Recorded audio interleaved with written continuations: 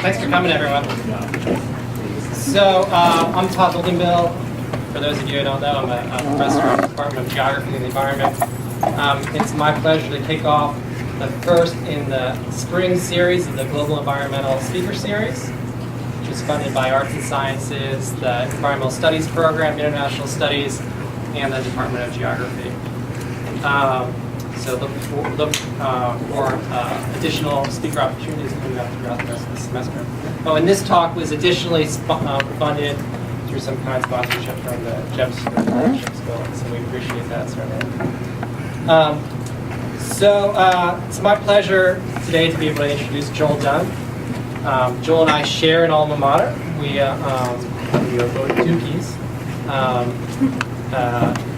Joel additionally received the Rising Star Award in 2010 as an alumnus from Duke. So I get alumni magazines once a month. That's about it. So congratulations on that. After, I guess concurrent to getting his degree from Duke in the Nicholas School in a Master's of Environmental Management degree, Joel actually overlapped with Peter Smallwood as well. They both worked on Capitol Hill together in Senator Joseph Lieberman's office, doing some exciting work. So I've heard a couple of those stories already. I'm sure there's many more very interesting ones to come out of that office.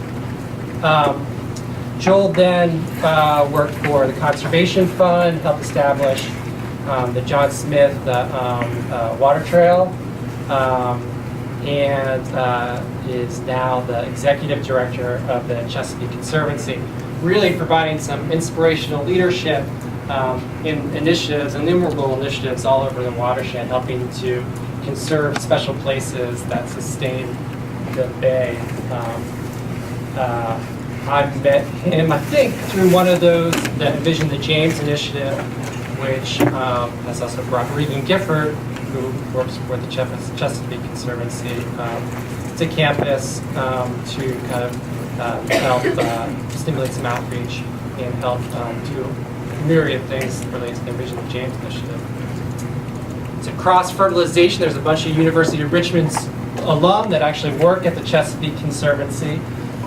So I encourage you, and there may be future opportunities that may arise for you or alums to work up there. So encourage you to kind of seek Joel out after the talk and listen to his story. It's a really fascinating one about kind of how he got to be where he is and the work that he does, really important work that he does to conserve the bay. So thanks again for coming, Joel. Thanks a lot. It's nice to be here. Really nice to be with you today. So I was thinking about what I should cover.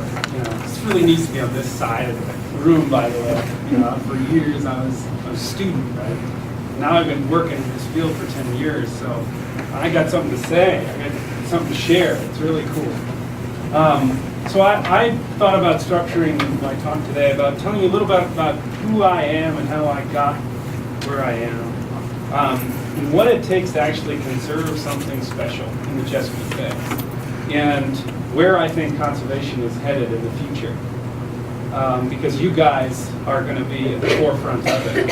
And I wanted to give you a window into that world. Just a little bit about me. So I live in the Chesapeake Bay. I live in Annapolis, Maryland, with my fiance, my dog Cuba.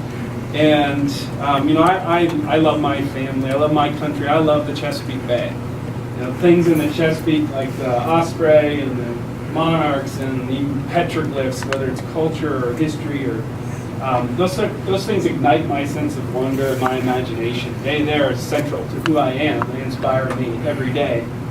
And I thrive on those things and the magic of the place where I live. And I'm currently the executive director of a nonprofit called the Chesapeake Conservancy. We have about 12 employees now. When I started, we had one. We had a $400,000 budget. We now have a $4 million budget. And as Todd mentioned, Regan is a staff member of the Chesapeake Conservancy. And we're really grateful for the partnership with the University of Richmond. We have a new intern joining our crew here, Connor, and we're grateful for that. I wanted to tell you a little bit about my path. So I was raised in Sudbury, Massachusetts. It's right outside of Boston, and I was raised by a single mom. It's right down the street from Walden Pond. So, running around the woods, fishing, camping, that was sort of central to my childhood. And that place that I grew up loving was transforming before my eyes. They were literally like dropping houses out of the sky, right on top of the places that I loved and adored as a kid. And I found myself really frustrated by that. I mean, they would like rename the places I loved after they had destroyed them and put these houses on them. They call them Whispering Pines or like Forest Drive, right? And I was like powerless to change this direction. I remember this one time there was these vernal pools, and I loved the vernal pools, the frogs coming to them and stuff when I was a kid. They paved this road right between two vernal pools. And I was like 12 years old. My buddies and I set up this barrier when the frogs were trying to get across the road. And I worked for about 5 minutes until they came and moved the barriers and the cars came back. And I could hear the frogs popping underneath the tires of the car. So that was like, I tell you that story because that was a part of my youth. It was like, that's what was happening around me, and I was completely powerless to stop it. I was 16 years old. I was a lower middle class kid. I questioned authority. I lacked guidance. I hated organized religion. I had no knowledge, no mentors, no money, no partners, no communication skills, and I sure as hell didn't understand the economy or politics. And so, this frustration about these places, these loss of these places, it was really, it bound up inside me. One thing I did have was this passion to protect these things. And I knew that the loss of these places wasn't just happening in my hometown. I knew it was happening everywhere across the country. Things were changing across the world. I was pretty rebellious, long-haired, hippie as a kid, and actually was inspired by Jack Kerouac and some other books I read to hitchhike across country and see this great place we call America, explore our national parks, Yosemite, Mount Rainier National Park, learn a little bit about them. I came back from that trip. I was 17 years old when I did that. Came back from that trip really inspired to change the world. After high school, I went to Evergreen State College and went to the rainforest for a year and a half and studied in Central and South America because I thought, I'll go to the rainforest and save those. And I did some cool things. I studied plants and ants and animals and tree fall gaps and mangrove swamps, and it was so ironic. The day I left Panama, I found out that they were going to cut down the forests that we studied. So here I was 21 then, right? I'd gone through college, and my hair was a little shorter. I had gained a little bit of knowledge. I knew more than I guess I thought I knew more than I did. But I had some good mentors. I had a little bit of knowledge about money and partners, but I was a little less angry and more, I guess, pointed in how I approached things. But I hadn't actually saved anything yet.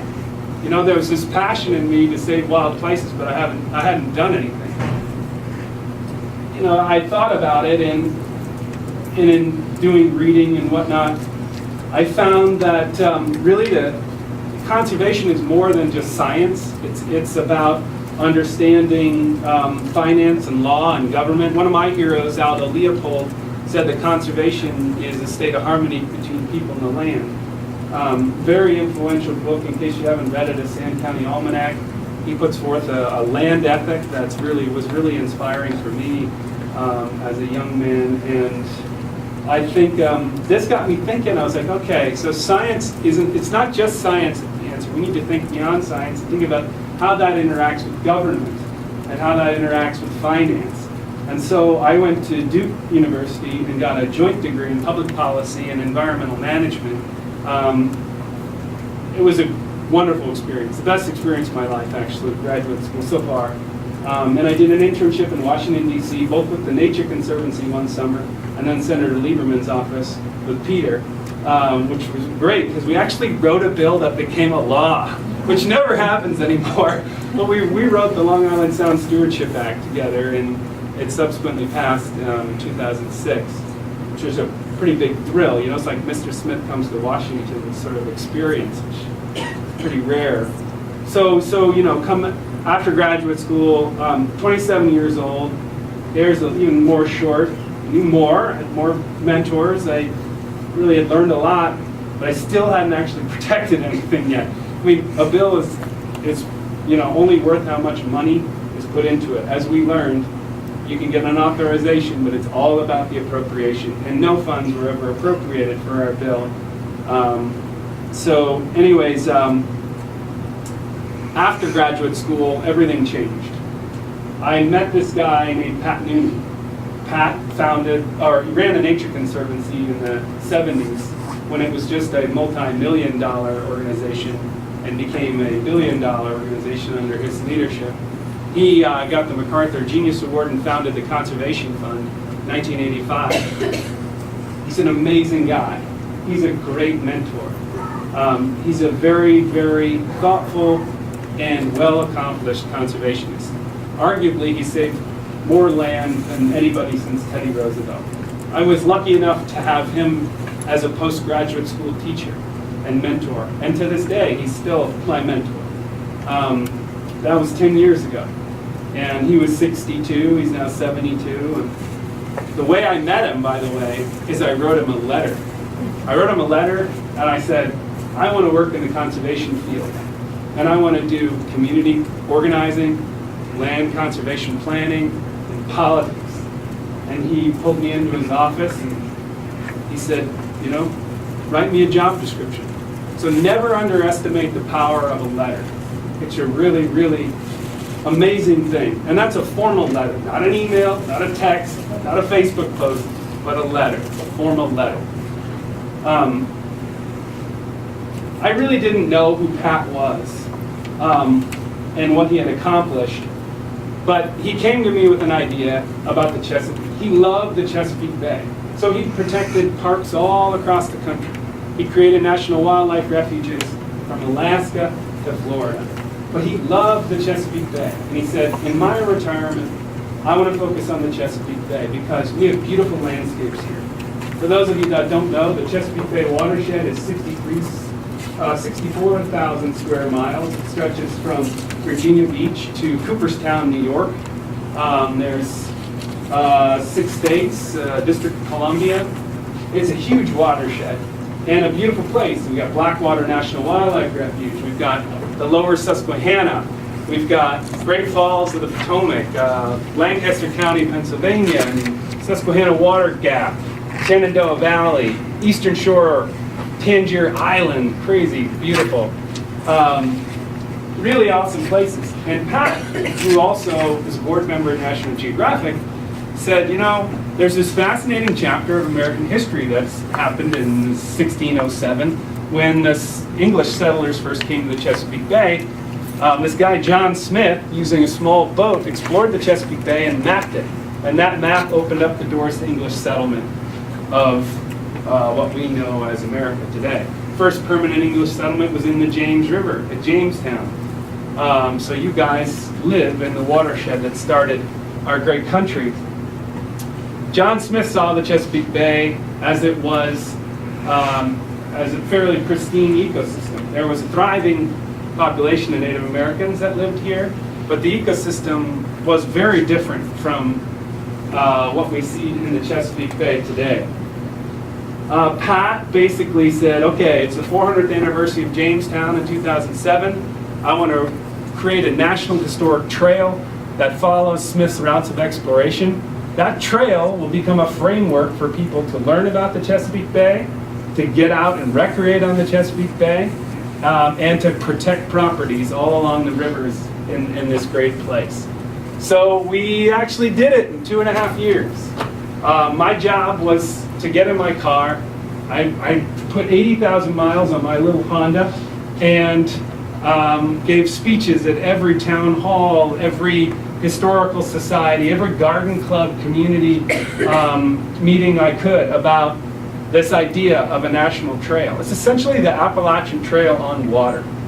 And we got it passed in 2.5 years. It was a great success. We had leveraged several things. One, we built a boat, a replica of the boat John Smith used. We did a museum tour of it first. We actually exhibited here at the Science Museum in town. And then we actually did a reenactment voyage where our partners at Sultana Projects put 12 crew members in this boat and stopped at 30 communities around the bay. So we paired this legislative push with this event happening out on the water. And we brought all these politicians to all of those events.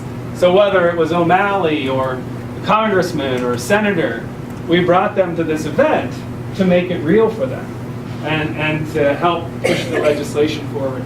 Some of the congressional offices told me they got more letters in support of the John Smith Trail than they did against the Iraq War, which I always took as like a badge of pride. But for me, it was a real education. You know, when I was 16 and frustrated with the loss of habitat and the frogs getting run over, I never thought I'd be walking around with politicians to try and protect something, to create something for the environment. It just didn't occur to me at that time, but I've learned a lot. I've learned a lot since then. And we then subsequently expanded that trail by 840 miles to the top end of the watershed. So now this trail has become a planning framework for conservation across the Chesapeake Bay watershed.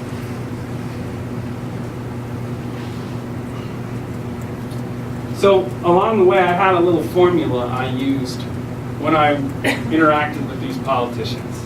And it's a little moniker, and you can use it in a lot of things, but I'd always approach these people and I'd thank them for what they did for the environment, for the trail, for a refuge or park. I'd give them an update on what we're doing, what our intentions are, and then I'd ask them for something. So always thanking them, updating them, and asking them. And all of this these lessons I learned along the way, Pat gave me this unique perspective on what it takes to get something like this done. He told me, you gotta have a vision. You gotta have a vision for where you want to go and what you want to do. You need to be able to communicate that vision to others. Tell them, share it with them. Have them invest in that vision. And then find the resources to make it happen. You gotta have the money in order to make things work. So, the mix of the politics, the money, the strategies, the knowledge, they started to add up to real tangible conservation achievements. I'll give you an example of one. So the John Smith Trail comes up the James River. It passes the James River National Wildlife Refuge. It's just downriver from Richmond. This is like the Mecca for bald eagles. It's really an amazing place. You see up here on the top, this triangle, that's a 125-acre property. It's called Blair's Wharf. And that was privately owned. When these refuges are established, essentially the U.S. Fish and Wildlife Service draws a line on a map and says, this is the refuge, but private landowners still own the property within that boundary until it's purchased or donated for the purposes of wildlife conservation. That little triangle was the first piece of dirt that I ever saved. So, I was 34 years old by that time. Actually, after it was done, I actually took some dirt and put it in this jar. And I put it on my desk. It says, literally, the first piece of dirt I ever helped save. And I say help because it was like a massive effort. There were a lot of partners. There was congressional appropriations. Peter actually wrote a letter of support. I don't know if you remember that, for the congressional appropriation. It took me 4 years to get enough money to protect that piece of property. It's no easy feat to do conservation. It takes determination, hard work, and a lot of partnerships and mentoring. And by the way, coming back to those congressional people, it's their staffs that are potentially the most important people you're going to interact with. Peter and I know that because we were the staff for a while, but they're the ones who are doing 90% of the work. The elected officials, they're human. They can only do so much. So if you find yourself in a position where you're working with the congressional office, you basically treat the staff as a member because they're the ones that are going to be your most helpful friend to get things done. It's very hard to get interaction with actually with a member of Congress or an elected official. So I was really lucky to interact with governors and senators and these corporate leaders, and I was pretty amazed at how things worked. You know, what it took to pass legislation, what it took to create, even protect a piece of property at this James River National Wildlife Refuge.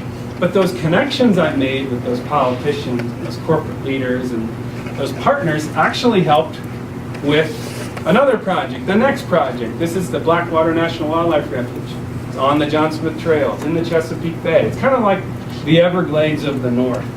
They have these huge flocks of snow geese that come down out of the sky. I mean, if you've never been there, I really encourage you to go. It's an amazing place. They wanted to punch like a 500 megawatt power line through the middle of the refuge.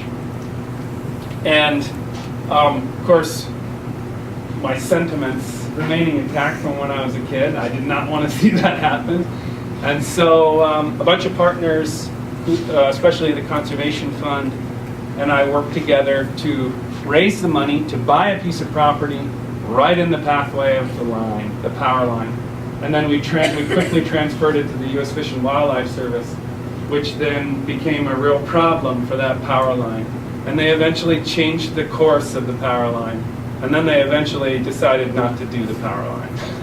But it was really cool, right? Not only do we protect habitat and expand the refuge, but we also thwarted this major development that would have not only bifurcated the refuge, affected, you know, migratory habitat, wildlife, but also that happens to be the Harriet Tubman landscapes. I'll get into that in a second.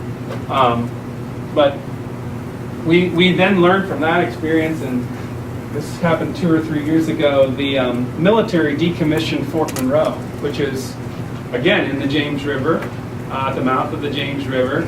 It's a very historic site for a lot of reasons. It was actually in 1609. It was the first outpost outside of Jamestown that John Smith established. It's called Fort Algernon then.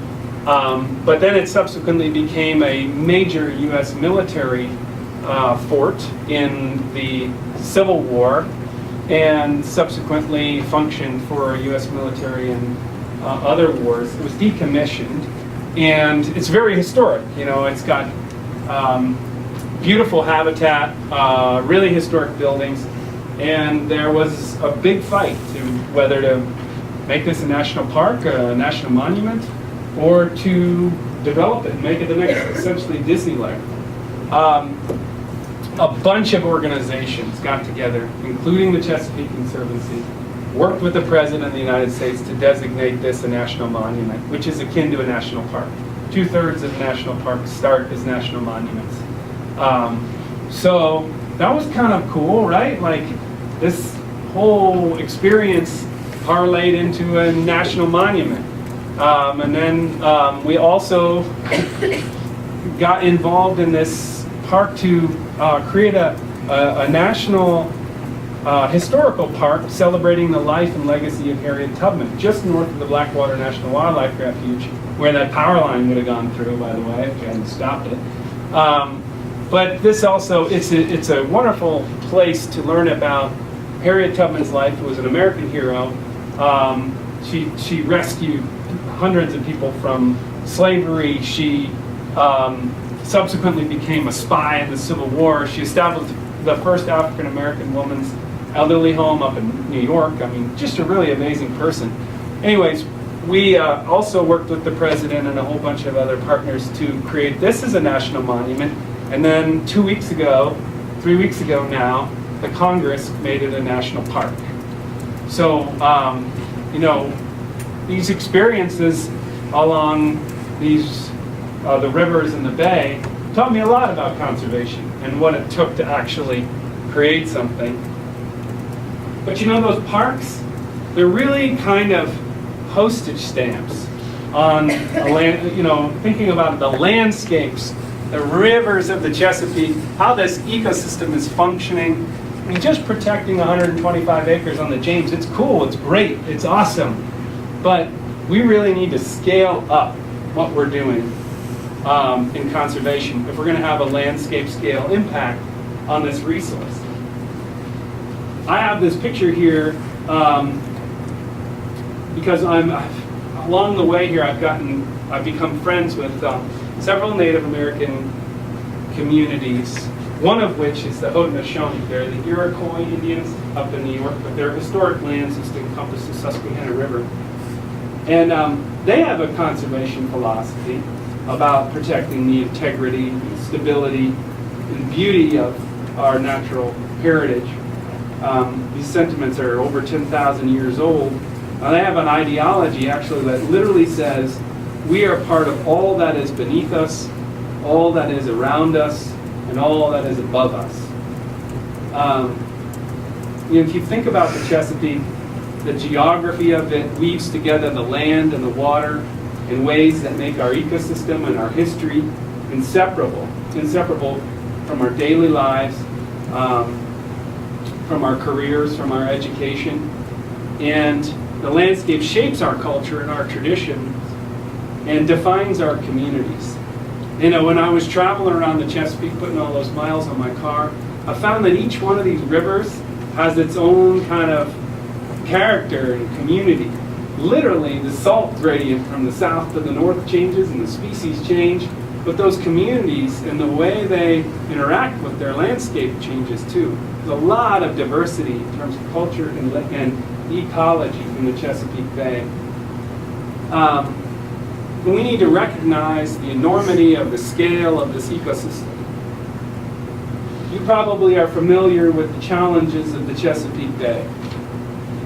Human beings are having an ever-increasing impact on this landscape and those all across the world. Our water, our air, our land, our climate. It's now more than ever, a conservation ethic and conservation actions are needed. 406 years ago, when John Smith explored the Chesapeake Bay, he said, "Heaven and earth never framed a more perfect place for man's habitation."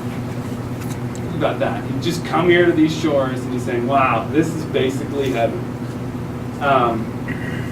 If John Smith were to retrace his steps in the Chesapeake Bay today, he would see a dramatically changed landscape. Smith's experiences of Chesapeake teeming with fish and wildlife, healthy waters, abundant forests and wetlands, a place of natural wonder, are very different today. Our landscape is impacted by pollution in particular, but climate change, development, all these things are having a massive impact on the Chesapeake Bay watershed. To get a handle on those things, we need to think bigger. In the words of Steve Jobs, we need to think different about how we're approaching conservation. I'm 37 now. My hair's now receding. Instead of, it's not a matter, I'm not sure it is, but I've got knowledge, I got partners, I can communicate, I got money, I understand economy and politics, and I sort of know what it takes to save a place. But now I have this realization that the things that I've been doing are far too small to actually have the impact that I'm looking for. And so lately, the Chesapeake Conservancy has been partnering with institutions like yours and others to leverage technology to advance conservation and come up with new ways to interact with communities, to engage the population at a watershed scale in conservation, which a project we call Envision the James. And so I wanted to move my discussion into the James River watershed. I have maps for everybody here from the National Geographic Society. Will you put some on the end of the sheet? We have this great partnership with National Geographic, and Gil Grosvenor is he was their chairman for a long time. He's on our board, and he's really close friends with Pat Noonan. So they do these wonderful maps with us. which teach you about the watershed. But you can see this 348-mile long watershed, 10,000 square miles, 2.5 million people. How do you get your hands around the conservation challenges in the James River watershed, let alone the whole Chesapeake Bay?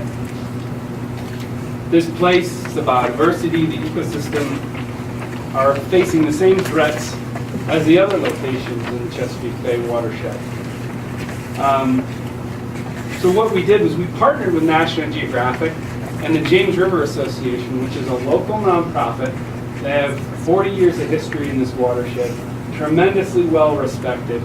And we launched a project to find ways to access our waters, restore streamside vegetation, protect wildlife habitat, and benefit local economies through tourism and recreation for the benefit of the ecosystem. And it all starts with a community vision. So I mentioned how Pat had this formula. Have a vision, communicate that vision to others, find the resources to make that vision happen. Well, we did a bunch of surveys, had a whole bunch of focus groups to launch this collaborative initiative to come up with a common vision for the James River that will benefit present and future generations. It was kind of an organic process. We had never done this before, and we learned a lot of lessons along the way. But it's a fundamentally different model to approach the population and say, what do you care about? Instead of coming to them the old way and saying, here's what you should care about. We really tried to approach it by engaging the communities in a discussion about their priorities. One of the most important things we did first was we gathered data. We gathered as much data we could on wildlife, on public access, on tourism resources throughout the watershed. And we really were focused on heritage and river-based tourism, recreational trails and river access, and conservation restoration activities, wildlife habitat. Our goal with this was to give the public a framework for what kind of activities they wanted to see happen in the James River, and to get our arms around that vision for the community. As I mentioned, we held these focus groups. We had a lot of great activity. We actually did a lot of surveys on the web, which is a great tool, transformative innovation, which has changed all of our lives. We've leveraged these technologies. We got feedback from those people on what their priorities were, and we wrote it up into a document called Envision the James, which is on our website if you're interested in seeing it. The idea here is that we have a vision, community-supported vision. When we go to a legislator, when we go to a corporate leader, like Newmarket or Midwest Vaco, which have supported this project, and we say, look, the community wants to see new natural area preserves. They want to see buffers along our rivers. They want to see kayak access sites. Those entities are going to be much more likely to join our effort if there's 1,000 voices of support behind that vision than if it's some singular Duke-educated guy who worked on Capitol Hill. It's a very, you see what I'm saying, is that this vision was an essential component to starting a landscape-scale conservation effort in the James River. And this set a model for collective impact in the Chesapeake Bay. By collective impact, I mean we get the James River Association, the Chesapeake Conservancy, the Nature Conservancy, all of these other nonprofits working in tandem with the Department of Conservation and Recreation, the Soil and Water Conservation Districts, all rowing in the same direction. There's a lot of duplicated efforts, there's a lot of silos, there's a lot of miss or lack of communication. It's not clear that the limited resources in conservation we have are going to the most important projects. What we're trying to do here is create a collective impact model. So beyond those National Geographic and JRA, we've expanded the partnership to include lots of people on a conservation council. We've got about 30 people on a conservation council from various nonprofits, government agencies, corporations, universities, including University of Richmond, of course, local partners, state partners, individuals. Now what we're doing, now that we have the vision, we have a great group of community leaders that are familiar with it, is we're thinking about implementation. So Peter and I learned with our Long Island Sound Stewardship Act, just having a vision or a piece of legislation with no appropriation or no implementation is not going to get you conservation results. And so we've been working with students here at the university to produce some new data that will better direct where conservation funds are going and be an evidence-based policy for devotion of those resources. There's a lot of competing things out there for resources, Medicare, Medicaid, education, blah, blah, blah. Why should people devote that money to conservation? Besides the feel-good reasons of I love wildlife or I love heritage, I think we're in an age, in an era, where we need to provide evidence that this is the right place to spend money, and this is why. So we've done a couple kayak access sites. We've done some really cool stuff with technology to get people out on the river. If you've ever checked this out, if you can, Terrain 360.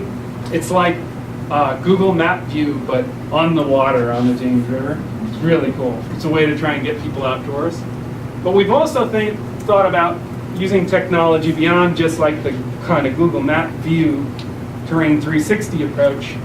We've investigated emerging technologies that will really take it up a notch and potentially give us an edge in terms of implementing conservation. For example, of course, GIS technology, which many of you are probably familiar with, we've taken that kind of to a new level with viewshed analyses along the James River and along the John Smith Trail, to the point where we've highlighted specific areas and properties that are probably the highest priorities for us, and we want to work with those landowners and with our partners to protect those places. It's a great new way of kind of visualizing what's affected or what could be affected and where we should devote resources and why, a logical rationale. If you're kayaking down this river and you lose that piece of property, you're going to destroy the view for future generations. You'll never see the river as John Smith saw it, or the Native Americans. Now this is really cool. So the stuff on the right here is 30 by 30 meter national land cover data. This stuff has been flown since the 70s. It basically allows you to classify the land cover, allows you to do all kinds of scientific analyses on what you're seeing on the ground. And it's been really good, like really cool, but it breaks down when you get down to the parcel level. You really, if you're given that data, you don't know whether it's parcel A, parcel B, or parcel C where you should focus your energy and effort.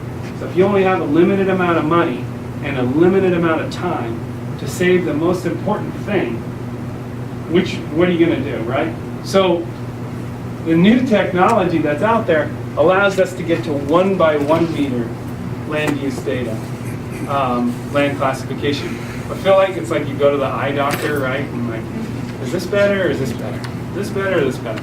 But so this stuff on the left obviously is pretty miraculous in terms of land use planning and conservation and where you target your efforts. This data is, can be paired with flow path data. So knowing where the water is flowing on the landscape and what kind of land cover is on that land, you can determine which pieces of property are contributing more nitrogen and phosphorus than others, and you can isolate where on that landscape more water is flowing than others. What might need, say, a 40-foot buffer versus a 20-foot buffer or a 100-foot buffer in order to deal with all the water coming off that property. You know, you can, the new LiDAR data, beyond just the stuff that's identified by national hydrological data set, you can see the zero or first order streams. When you combine that stuff with the land use land cover data, you can really see where you should plant buffers to have a better impact on water quality or wildlife or whatever viewshed, whatever your intentions are. But it's a really powerful tool, a powerful data set, and this is just the beginning of what's possible. I mean, we're at the dawn of big data for the environment. They've done big data for banks. They've done big data for healthcare. And it revolutionized those industries. I was on the plane one time, was sitting next to this guy, and we just got talking. He said, I work for a big bank, or big banks. I go in, I analyze their data, and I tell them where they should spend the money more wisely. I got off that plane and I was like, huh, we should do that for the environment.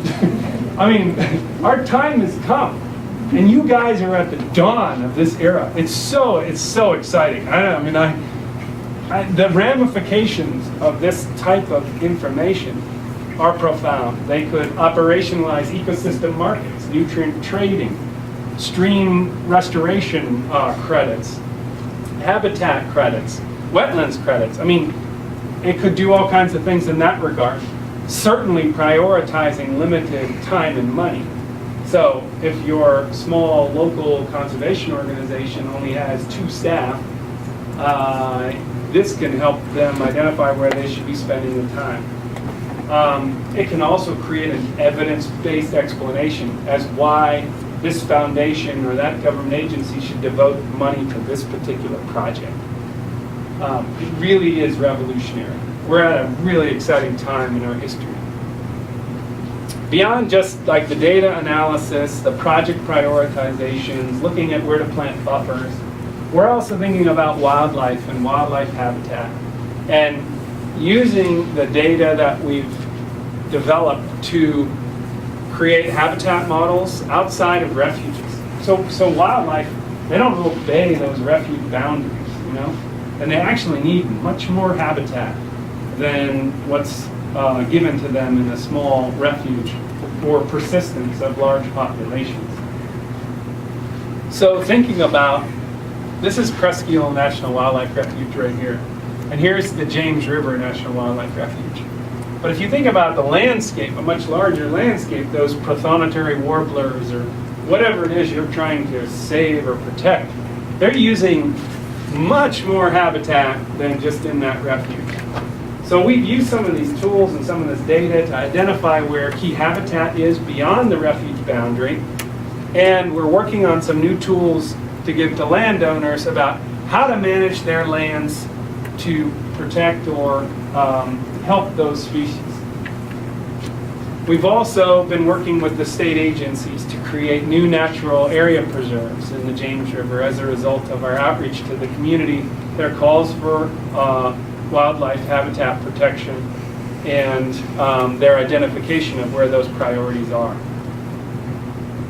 So I didn't use all of my time, but that's 45 minutes. That's pretty much the longest I've ever spoken to a crowd in my life.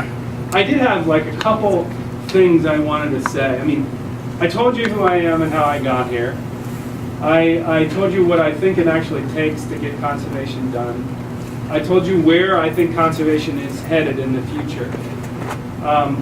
There's a couple things I learned along the way which I thought would be useful for what it's worth. I don't remember ever remembering anything from a college lecture, but I'm sure maybe one of these things will stick. But I was thinking that like good leadership really requires you to think differently and keep an open mind about what the root causes are to the problems affecting the landscape. It requires you to think bigger, think outside the boundaries. It often means exceeding your authority. So think back to when I was the 16-year-old rebellious kid who wanted to save the world. Who was I to think I could actually save anything? You need to exceed your authority and push the boundaries in order to do good in this world. I think authorities will always try to convince you they have the answers. But the actuality is they're actually just experimenting. with answers. So don't always believe it. I think also you need to know that leadership, if ever you run a nonprofit or you're elected to a position, leadership, this is going to be hard to hear, leadership is about disappointing people at a rate they can absorb. Because, I know, it's terrible, right? But you can't save everything. You can't give everybody money. You're going to have to prioritize. And there's going to be really tough choices you're going to have to make in your personal life and your professional life. You're going to have to sacrifice. If you want to do conservation, if you want to save special places, there's a cost to the cause.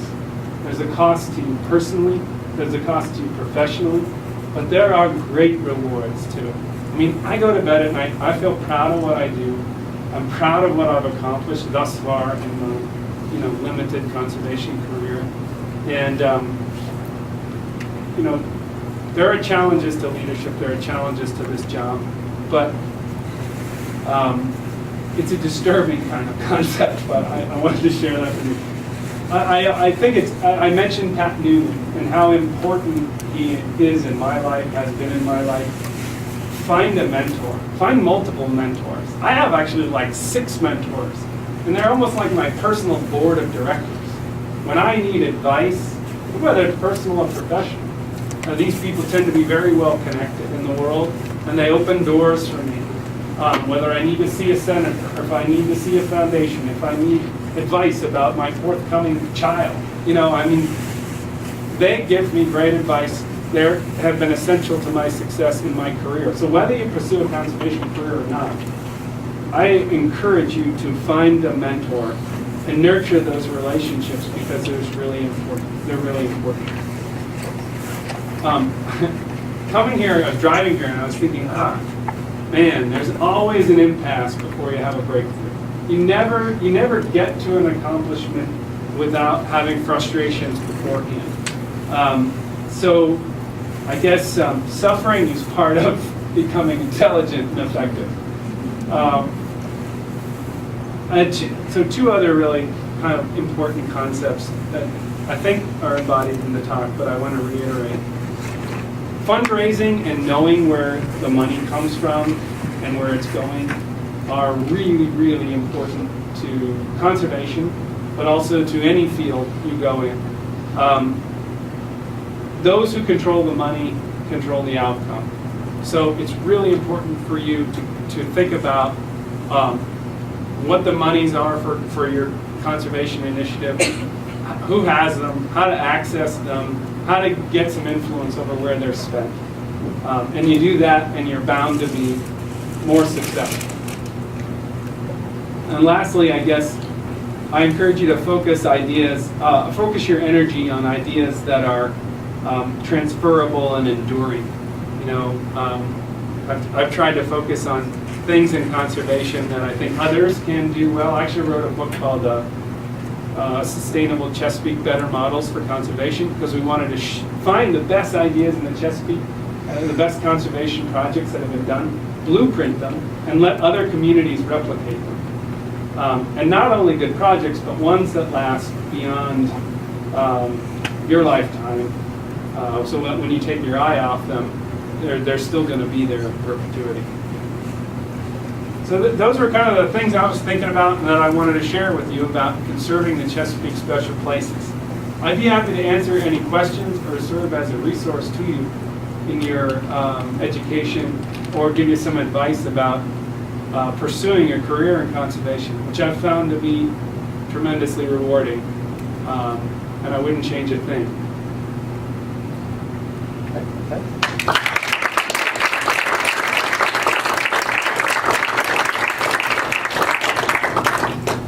So we have time for some questions. Yeah. So what's your greatest tool, do you think, in kind of convincing the political side and maybe people who you don't think care as much that this type of thing matters and that their money is greatly appreciated? Great question. She asked me what the most effective tool essentially I had to convince policymakers or others to pursue conservation on a project or whatnot. Well, first of all, I think passion is probably my most important tool. My dad gave me this one really good compliment one time. He said, "You can be very convincing." And I took that with me. I think if you are passionate about something, it shows through. And people love it when you love something. It's a very human emotion, and it transfers very well. Beyond that, I think, my Pat always told me, money first, partner second, conservation third. So fundraising and having a team at the Chesapeake Conservancy that helps me with fundraising is probably the #1 tool. Because if I don't have money to spend time on a legislative initiative, if I don't have money to buy a piece of property or pay staff to do research, I'm not going to get very far. So fundraising skills and knowledge, probably #1.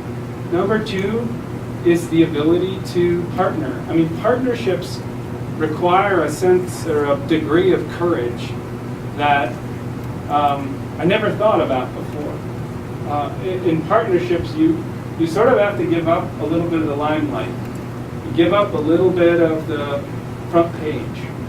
And we're taught when we're kids to get the attention. You'll succeed if you're getting the attention. It doesn't really work that way in conservation. Conservation is really a layer cake of effort, and it requires everybody to do their part. The big dogs can't do it by themselves anymore, and so the ability to partner is really important. And then I think a solid background in environmental management is enormously helpful, which is hopefully part of your education here or your next steps. I walk into a room and have a discussion about a particular environmental issue. If I've already read about it, I've already studied some other models, I've already talked to some people about it, I am so much better situated to have an impact and make a meaningful contribution to the discussion or guide where that effort is going to something I think that's meaningful. So certainly your education and experience in conservation is important. So do an internship, even if it's a bottom rung internship at some small nonprofit that's just getting started. I really think it'll pay off to get experience. Certainly pursue your degree and a higher degree if that's possible. I found that to be really helpful. And not just one degree. And I did 2, public policy and environmental management, because I found that conservation straddled multiple worlds. I even took several law classes. Because these things are all interacting with one another, and you need to really understand these. It's not like you can survive in a silo anymore, at least not in conservation. Those are there's technical skills too. I took GIS for a year in graduate school, but for me it was torture. But there is other people that I work with that love it. So I hire them and they do their thing, and they're doing great. Jeff Allenby is our Director of Conservation Innovation, and U of R alum. Yeah, and he's amazing. Joanna Ogburn is our Director of Programs, also U of R alum. Those guys know technology and GIS way better than I do. And it's a great skill set for them to have, but it might not be yours. You need to work in conservation for a little while to figure out what you don't want to do, because it'll help you identify what you do want to do. And when you do go to graduate school, if you do go, work for a little while beforehand. I worked for the Nature Conservancy, and I worked for the National Park Service and a bunch of other places to figure out what I didn't want to do. When I got to graduate school, I knew I wanted to do policy and environment and get some experience in government. So I really encourage that. That's a long answer. Sorry. Any other questions or? Sure. Yeah. In influencing policy, which argument do you find to be more effective? Is it that the land is useful for us, or is it that it's good in its own in itself, like the spirituality of the land? Well, it usually has to do with monetary things. Spirituality certainly is influential in a reason why people should protect land. An ethic. I'd rather phrase it as an ethic, and that's really influential. But when it comes down to it, it's really helpful to advance an economic argument. Tourism, viewshed protection for tourism. People they love wildlife. People go on these wildlife tours and these birding trips and like fishing tours, fishing trips. They rake in quite a bit of money. Ecosystem markets, fresh water, clean water, those types of arguments I think are really effective. Heritage and history is also a sufficient rationale for protecting a place or thing. People tend, especially in Virginia, people love their history and they don't want to see that erased. So you kind of have to bait the hook to suit the fish. Do you understand what I mean by that? It kind of depends on who your audience is, what the project is that you're doing, the attributes of that project, and the combination of the two. Okay, thank you. Yes? Going off of your image of conservation as kind of a layer cake with everyone playing their part, what would you say, like your average Joe or your average person who doesn't necessarily work in conservation, what would our part be in conserving the land? What would our part look like? Vote for politicians who consider conservation and community health and welfare. Donate to groups that have professional staff like Regan, focus on these things full time, and are certainly an organization that you agree with their values, but volunteer with groups that like ours that we need help. We do these events. We are always sending things out to supporters in the mail. I think they're typically the public owns land, and if they were to manage their property in accordance with certain values and ethics, if they had a landowner stewardship guide, which Regan's working on for the James River, for example, maybe don't cut down that old tree that has an owl living in it because it's got wildlife habitat value. That's kind of a small and silly example, but there are certain things that if individual landowners did, and it happened across the entire landscape, we could have a big impact. There's this great example.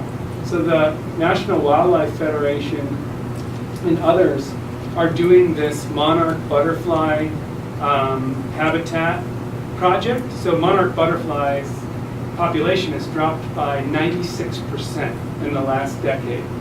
96%. So these huge flocks of monarch butterflies that used to come up the Midwest and the East Coast are gone. So it's possible that your kids won't see a monarch butterfly. Can you imagine what the world would be like if you never had that experience? I don't agree with that. I'm not going to let that happen. But so, if individual landowners participate in this monarch butterfly habitat initiative and planted milkweed and other asters and other plants that these monarchs depend upon along their migratory route, they could do their small part. Certainly planting native plants in your yard is a really important step that individuals can take. But the most important ones are vote right, donate right, and volunteer. Okay. Well, if you have other questions, I encourage you to come up and Joel will be wandering around. He will stay in the front. If you come up and grab a hold of them. GIS to save the world. I can dig it. It's really nice. Thanks so much.